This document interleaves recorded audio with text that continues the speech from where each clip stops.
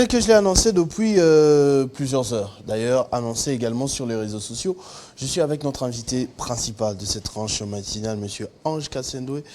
Il a un plan, je ne dirais pas un rêve, mais un plan, bien évidemment, pour la commune de Mongafula, qu'il considère comme, je le cite, un cadeau du ciel. Je crois que j'ai lu ça dans sa lettre adressée notamment aux conseillers communaux de cette belle commune de Mongafula. Il a un plan qu'on va essayer ici ensemble de décrypter avec lui pour que cette commune change. J'ai dit un cadeau tout à l'heure, mais il est clairement écrit un don merveilleux des dieux. Monsieur Ange Kassendoué, bonjour. Et bonjour. Merci de nous faire Bonjour, cet honneur à Télé 50. Le plaisir est partagé. Dans quel état vous avez laissé Mongafula ce matin? Vous y vivez, j'espère? Évidemment, j'y réside. Mes enfants sont nés à Mongafula. Je suis très attaché à la commune de Mongafula. La raison pour laquelle je suis là pour porter, je suis le porte-étendard de cette commune. La troisième commune la plus vaste de la ville de Kinshasa. Oui, quelques questions génériques. Il y a du courant. Bon, le problème de l'électricité, c'est un problème général. Mais moi, maintenant, je parlerai des problèmes en termes particuliers de la commune de Mongafula. Mais c'est un problème quand même qui est assez... Non, je parle de ce matin, quand vous avez quitté la maison. Ce matin, je laissais quand même de l'électricité. Donc, on est en train de mon vous retour, suivre. je ne sais pas à mon retour si je vais trouver. On est en train de vous suivre.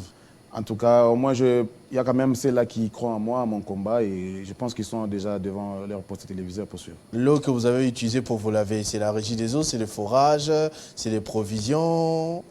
Pour être franc, j'ai acheté un forage. Forage. Donc, régie des eaux, zéro. En tout cas, Mongafula, pour être franc avec toi, une fois de plus, c'est la population qui nous suit actuellement. Nous avons un grand problème d'accès à l'eau potable au niveau de Mongafula. Il y en a plusieurs problèmes, on peut en énumérer. Il y a l'accès à l'eau potable qui est un casse-tête. Il y a des problèmes liés à l'érosion. Donc, voilà. Donc, et puis, il y a l'électricité aussi qui fait défaut. Mais nous espérons, nous avons foi à notre pays. Nous soutenons les institutions de notre pays et nous pensons qu'il y a plusieurs, avec l'avènement du nouveau gouvernement, il y a plusieurs actions qui seront menées dans plusieurs secteurs et nous y croyons en tout cas. Vous avez cité l'eau, l'électricité, mais il y a aussi l'insécurité. L'insécurité, oui, l'insécurité, mais il faudrait le signaler d'abord. L'insécurité, c'est un problème général. On peut d'abord citer les problèmes, le cas de l'Est du Congo, qui persiste depuis plusieurs années. On parle de millions de déplacés, de morts, voilà. Mais au niveau de la ville de Kinshasa, nous vivons actuellement le phénomène qu'on appelle le phénomène Kuluna. Banditisme urbain. Oui, oui, sont les banditismes urbains donc, qui sévit. Mais il faudrait aussi savoir, il y a une cause aussi. Je pense que la plupart de ceux-là qui sont à la base des acteurs liés à l'insécurité, ce sont des jeunes.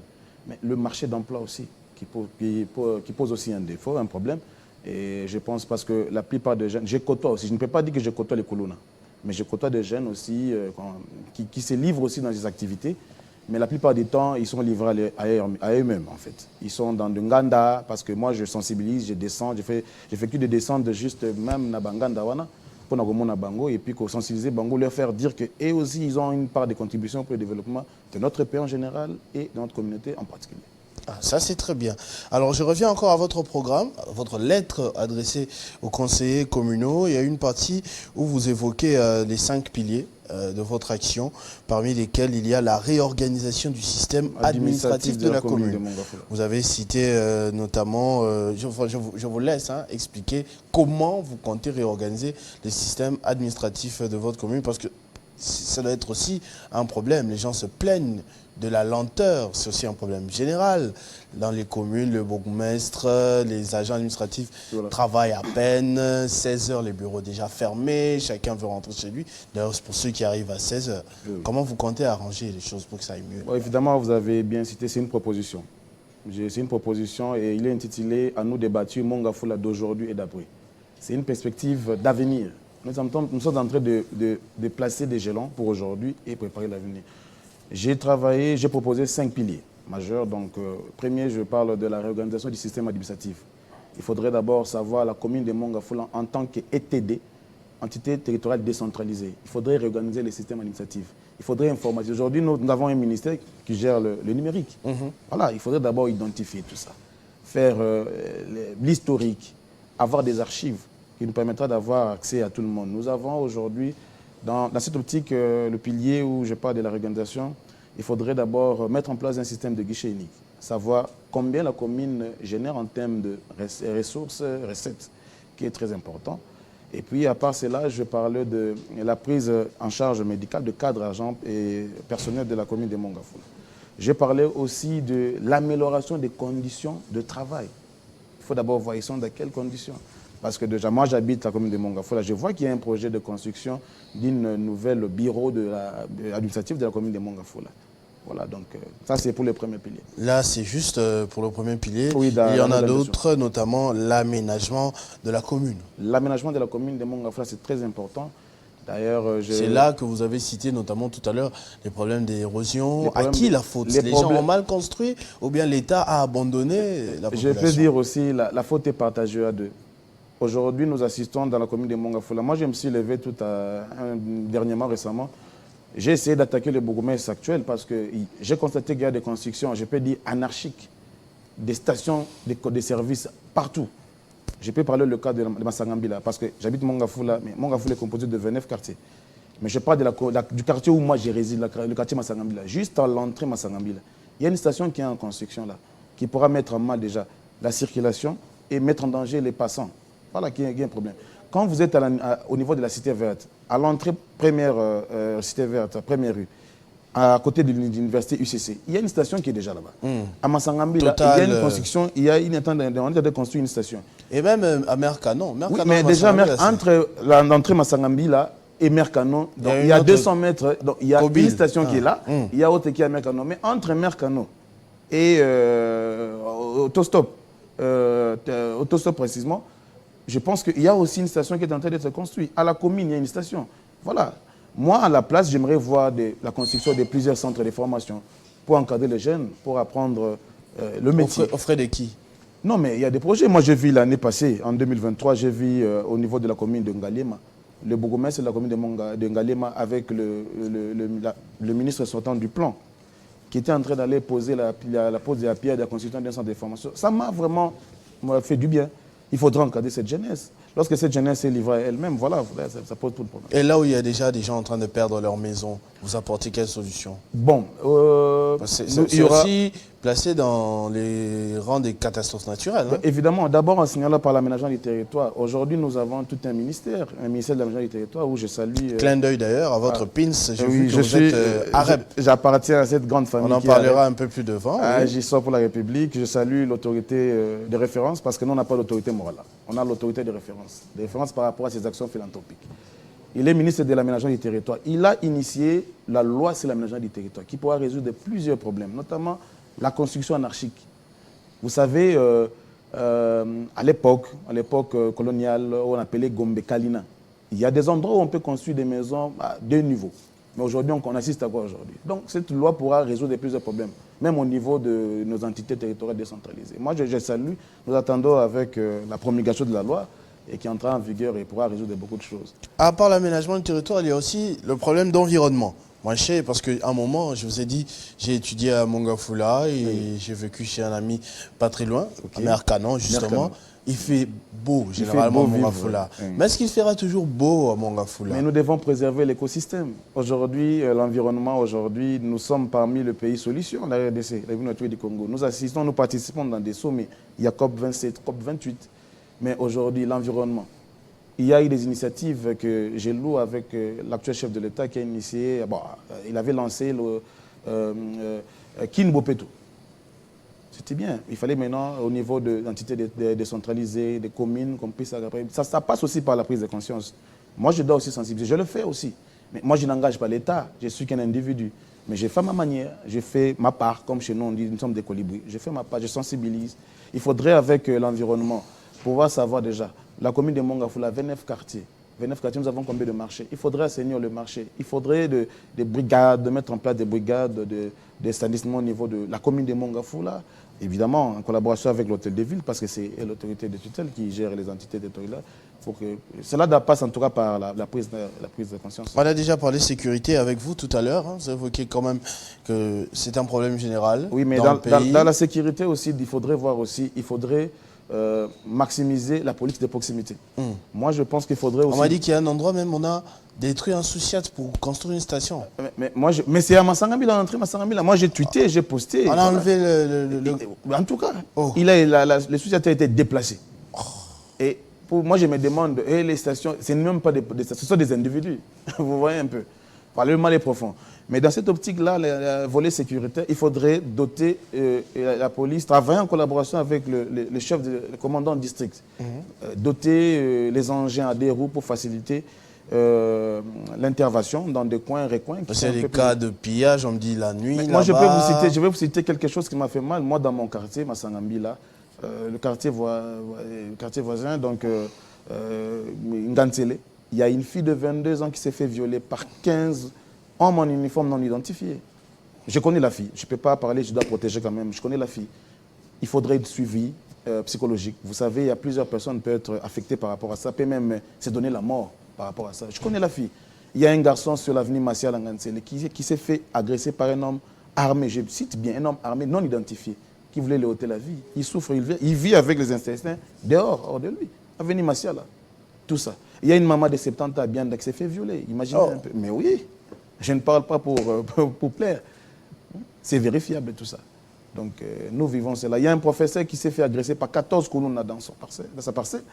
Et voilà, le mal est vraiment profond. Donc voilà, c'est ça. Mais je ne suis qu'un individu. Mais nous voulons, en tant que jeunes, contribuer au développement de notre pays, soutenir les institutions. Voilà. Évoquons maintenant les potentialités de la commune. Parce qu'il y a des projets. Oui. Mais vous allez arriver à vos fins en utilisant quels moyens exactement? Qu'est-ce que Mongafula peut produire pour son développement ou pour contribuer même à l'épanouissement de toute la ville de Kinshasa? Je suis très content que vous parlez de piliers potentialité. La commune de Monga, j'ai bien cité, ici la commune de Mongafula, c'est la 3e commune en termes de superficie dans la ville de Kinshasa. Nous avons plusieurs potentialités. Il y a les potentialités agricoles, nous avons les potentialités hydrauliques, nous avons les potentialités culturelles et touristiques. En passant par les potentialités agricoles, nous avons des quartiers comme, en citant comme les Kindele, les Mboudi, les Kimwenza, où il peut y avoir des activités champêtres. Maintenant, il faudrait maintenant canaliser. Mais il y a des routes, l'infrastructure, il y a des routes qu'il faudrait mettre en place avec, évidemment, le programme PDL 145, qui pourra peut-être être au niveau, desservi au niveau des entités territoriales, faire en sorte qu'il y ait des routes de dessert agricole pour faciliter l'acheminement des denrées au lieu de consommation au niveau de potentialité agricole. À part cela, nous avons des potentialités hydrauliques. J'ai parlé. J'ai cité la création, la fabrication de l'usine, la construction de l'usine de captage et de drainage de Lembaï Mbouki, qui produit 220 mm3 d'eau par jour, qui desservit 600 000 foyers. Au niveau de Kimwenza, nous avons l'usine de captage de Kimwenza qui produit 360 mm3 d'eau par heure. Mais moi, j'habite Mongafula. C'est peu, je n'ai pas accès à l'eau potable. Oui, c'est-à-dire que ceux qui m'ont les bêtises na Mongafula, même na Boutou, madame, tu as un bidon, dans la cantine. Donc il faudra le vécu au vivre. C'est ça notre réalité. Voilà. Mais on a foi, de la même manière, projets allés belé où l'État ils vont mettre en place. Je pense qu'avec la volonté, on peut y arriver. Namboka, on a boulevard, tout ça, on a boulevard, mais commençons d'abord, et puis je pense qu'il y aura des résultats. Mais la potentialité maintenant touristique et culturelle, sans faire la publicité bien sûr, nous avons notre site Lola Bonobo. C'est dans la commune de Mongafula. Mongafula, qui abrite l'une des espèces en voie de disparition. Je suis déjà allé quelque part là, lac de Mavallée. Lac Mavallée. C'est à Mongafula. À Mongafula. Vous voyez maintenant, à Lola Bonobo, nous avons le chimpanzé, le singe qui a plus d'affinité avec l'homme. Donc, même yo, papa Christopher Dozana, vous pouvez, quelqu'un peut travailler toute une semaine, mais il prend sa famille, il est gombé, il veut venir à Mongafula. Mais l'état de route, quand vous êtes déjà à Kimwenza, là, pour accéder là-bas, c'est tout un problème au niveau de l'Issungi. Vous avez étudié là-bas chez nous, vous connaissez quand même l'Issungi. Oui, bien sûr. Si vous descendez vers Kimwenza, vers Petit Poignet, les routes sont vraiment en état de délabrement. C'est-à-dire qu'il nous facilite. Or qu'en tant qu'ETD, l'État peut bénéficier. D'abord, l'État perçoit quelque chose. Parce que nos sites, nos parcs, tout ça, il y a l'ICCN, l'Institut congolais de conservation de la nature, donc l'environnement perçoit quelque chose. L'État, la commune aussi peut bénéficier de quelque chose. Bon, parlons de potentialité culturelle, tout ça. Mais vous avez parlé de lac Mavallée. Voilà, il peut y avoir des activités qui peuvent générer aussi des ressources. Voilà. Alors, on est en train d'aller vers la fin, mais on aimerait aussi prendre le volet politique. Ça, c'est votre programme que vous avez déroulé avec brio. On voit que vous maîtrisez très bien votre sujet. Mais les élections en question, c'est quand? on est de report en report. Là, j'étais quelque part la semaine dernière, j'entends dire que vous, les candidats bourgmestres aussi, vous êtes en train de corrompre les conseillers communaux avec 8 000, 10 000, 5 000 $. Est-ce que c'est vrai? Et à quand ces élections? Bon, moi, j'apprécie parce que vous êtes un journaliste. Et journaliste, c'est aussi parmi les prérogatives via l'investigation. Sûrement, vous avez eu des données, mais moi, je reste... Je cherche d'abord la confirmation. Oui, bon, j'ai foi en nos institutions. Donc, je pense que je ne peux pas affirmer des choses que moi, je n'ai pas vues. Vous n'avez pas eu vent de cela? Bon, si j'ai dit que je n'ai pas eu vent de cela, ça vous n'avez pas été sollicité par les conseillers communaux, non, par contre, par des demandes? Non, par contre, moi, ce que je suis en train de faire, mon programme, je suis en train de présenter mon programme. Parce qu'en dépit de tout, je dois défendre mon programme.